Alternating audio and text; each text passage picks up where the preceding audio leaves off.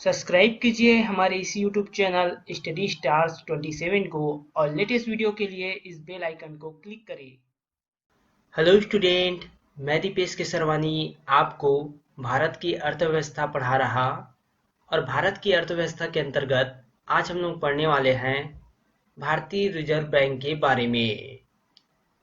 क्योंकि हम लोग भारत की अर्थव्यवस्था में बैंकिंग के बारे में पढ़ रहे हैं और बैंकिंग में आज पढ़ेंगे भारतीय रिजर्व बैंक के बारे में। तो चलिए आइए स्टार्ट करते हैं हम लोग।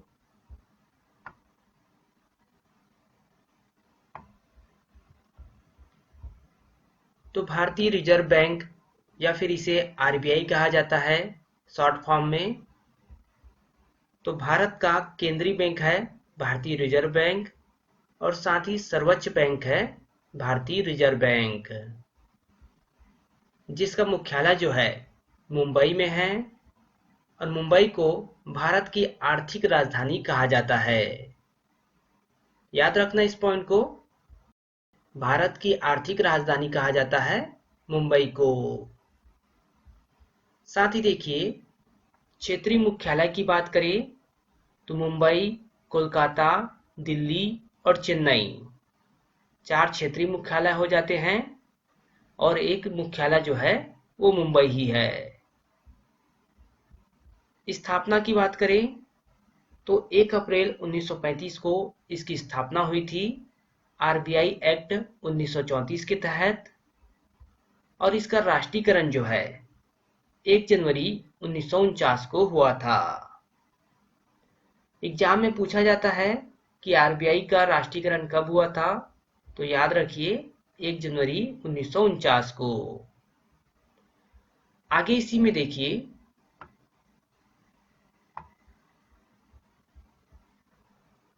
राष्ट्रीयकरण का तात्पर्य क्या है, मतलब राष्ट्रीयकरण कहने का मतलब क्या है उसे देखिए। तो सरकार द्वारा निजी क्षेत्र के उद्यमों को खरीदकर उस पर अपना अधिकार स्थापित करना या मालिकाना हक स्थापित करना ही राष्ट्रीयकरण कहलाता है। तो जो निजी क्षेत्र के बैंकिंग कंपनियां जो रहते हैं उसे खरीदकर सरकार अपने अधिकार में स्थापित कर लेता है, तो उसे उस बैंक का राष्ट्रीयकरण कहते हैं। आगे देखते हैं हम लोग।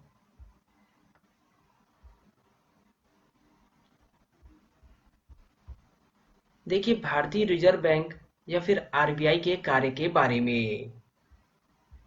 तो आरबीआई क्या करता है, तो सबसे पहला काम मुद्रा जारी करने का। तो आरबीआई मुद्रा जारी करता है। दूसरा है मौद्रिक नीति के संचालक के रूप में। तो सिंपल सी बात है, अगर आरबीआई मुद्रा जारी कर रहा है तो जितने भी मौद्रिक नीति है उसका संचालन भी करेगा, तो ये काम भी आरबीआई का है। साथ ही याद रखिए, ये जो मैं आपको पॉइंट बता रहा हूं ये आपके एग्जाम में डायरेक्ट पूछे जाते हैं। तीसरा पॉइंट है सरकार का बैंकर। तो भारत सरकार का बैंकर होता है आरबीआई, साथ ही राज्य सरकारों के बैंक के रूप में कार्य करता है। तो भारत सरकार का बैंकर और राज्य सरकार का बैंक के रूप में कार्य करता है भारतीय रिजर्व बैंक। चौथा और सबसे इंपॉर्टेंट पॉइंट, बैंकों का बैंक कहलाता है आरबीआई तथा केंद्रीय बैंक के रूप में कार्य करता है। तो सभी बैंकों का बैंक कहलाता है, मतलब सभी बैंकों पर आरबीआई का नियंत्रण होता है। अगर किसी बैंक को लोन लेना हो तो वो आरबीआई के पास जाएगा और हमें लोन लेना हो तो हम बैंक के पास जाएंगे। तो सभी बैंकों का बैंक होता है आरबीआई। पांचवा, विदेशी मुद्रा के संचालक के रूप में कार्य करता है आरबीआई। तो जितने भी विदेशी मुद्रा से संबंधित कार्य होते हैं उसे कार्य करता है आरबीआई उसके संचालक के रूप में। छठवां है साख नियंत्रण करना एवं मौद्रिक नीति जारी करना। तो ये भी काम जो है आरबीआई का है कि वो जो है अपना साख को नियंत्रित रखे, साथ ही मौद्रिक नीति जारी करे जिससे आम बैंकों तथा जनता को उसका फायदा हो। तो ये सभी कार्य जो है वो है भारतीय रिजर्व बैंक का। अब इसके बाद आगे देखते हैं हम लोग।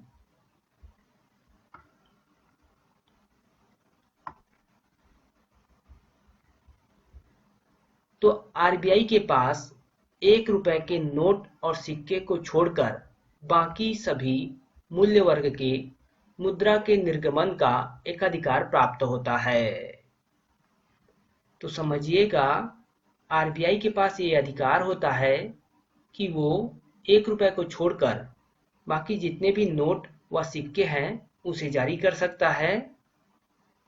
और अभी तक आरबीआई के पास 2 रुपए से लेकर 2000 रुपए तक नोट छापने का अधिकार है।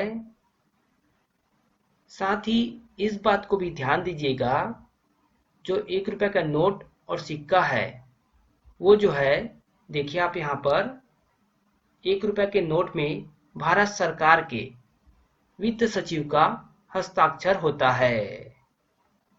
तो 1 रुपए के नोट या सिक्के में जो अधिकार होता है वो वित्त सचिव का होता है।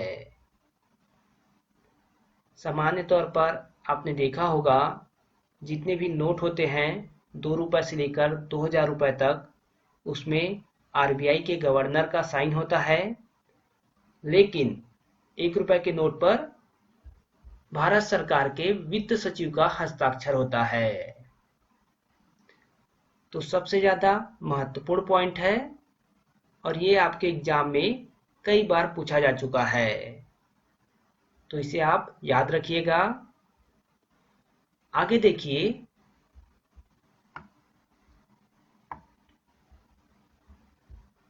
अब देखिए मौद्रिक नीति के बारे में, जिसे इंग्लिश में मॉनेटरी पॉलिसी कहा जाता है। तो देखिए मौद्रिक नीति क्या होता है उसके बारे में। किसी अर्थव्यवस्था में मुद्रा के प्रभाव को नियंत्रित करने के लिए जो नीति बनाई जाती है उसे ही मौद्रिक नीति कहते हैं। सभी देशों में केंद्रीय बैंक यह नीति बनाता है। तो देखिए किसी अर्थव्यवस्था में मतलब किसी देश की अर्थव्यवस्था में मुद्रा के प्रभाव को नियंत्रित करने के लिए, तो कहने का मतलब जो पैसा है मार्केट में ज़्यादा ना हो जाए साथ ही कम भी ना हो जाए, इन बातों को ध्यान रखने के लिए मौद्रिक नीति बनाई जाती है। और ये जो कार्य होता है वो सभी देशों में वहाँ के केंद्रीय बैंक का होता है। और भारत का केंद्रीय बैंक कौन सा है? तो आरबीआई है भारत का केंद्रीय बैंक। तो भारत में आरबीआई जो है वो मौद्रिक नीति बनाता है। इसके बाद देखिए आगे,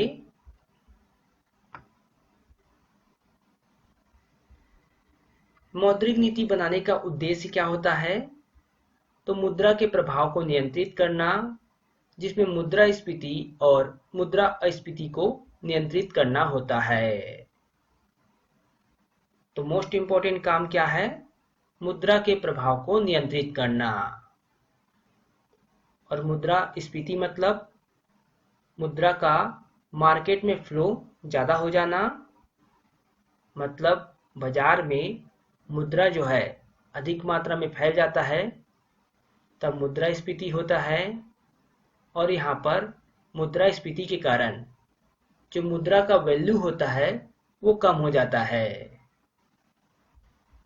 साथ ही मुद्रास्फीति मतलब मार्केट में जो बाजार है उसमें मुद्रा की कमी हो जाना, मुद्रा की कमी हो जाता है जिसके कारण बाजार में नकारात्मक प्रभाव पड़ता है और इन्हीं सभी को नियंत्रित करने के लिए मौद्रिक नीति बनाया जाता है आरबीआई के द्वारा। कैसे बनाया जाता है और कौन बनाता है उसके बारे में देखिए।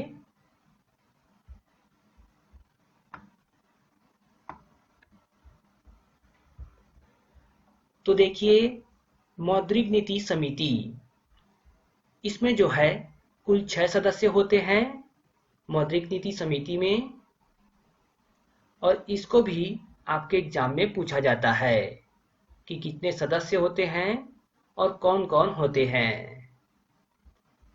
3 सदस्य जो है आरबीआई द्वारा नामित होते हैं, जिसमें पहला तो आरबीआई का गवर्नर खुद होता है उसमें, दूसरा आरबीआई का डिप्टी गवर्नर, तीसरा आरबीआई द्वारा नामित अधिकारी। तो ये जो 3 होते हैं आरबीआई द्वारा नामित होते हैं। उसके बाद देखिए, और बाकी 3 जो है 3 सदस्य भारत सरकार के द्वारा नामित ऐसे व्यक्ति होते हैं जो भारत सरकार के नजरों में वित्तीय, वाणिज्य, अर्थशास्त्र इत्यादि के अच्छे जानकार हो। तो 3 सदस्य आरबीआई के होते हैं और 3 सदस्य भारत सरकार के द्वारा नामित व्यक्ति होते हैं। तो आरबीआई द्वारा जो मौद्रिक नीति बनाया जाता है वो आरबीआई मौद्रिक नीति समिति के द्वारा बनाया जाता है। और इसमें देखिए इनका कार्य कैसे होता है।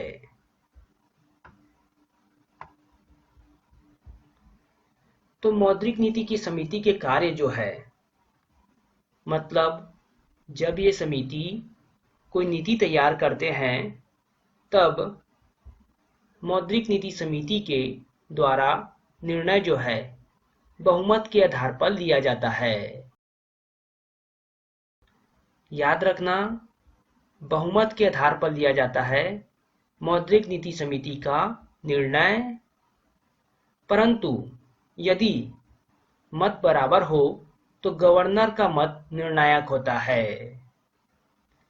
देखिए ऊपर, ये जो आरबीआई के गवर्नर हैं उनका मत निर्णायक होता है अगर दोनों के बीच मत बराबर हो। तो जैसे कि आप जान गए 6 सदस्य होते हैं। 3 सदस्य ने कहा कि ये नीति सही है, 3 सदस्य ने कहा कि ये नीति सही नहीं है। तो इस बात को ध्यान दिया जाएगा कि गवर्नर किसके साइड से बोल रहे हैं। अगर गवर्नर का मत पहले 3 सदस्यों में है तो उन पहले 3 सदस्यों का जो निर्णय रहेगा उसी को नीति मान लिया जाएगा। लेकिन अगर 4 सदस्य किसी नीति को पारित नहीं कर रहे और गवर्नर और डिप्टी गवर्नर या और कोई गवर्नर के साथ उस नीति को पारित करना चाह रहे हैं तो वो नीति पारित नहीं होगा, क्योंकि बहुमत जो है 4 सदस्यों के पास है, गवर्नर के पास बहुमत नहीं है। तो इन बातों को आपको ध्यान रखना है। अब आगे देखते हैं हम लोग।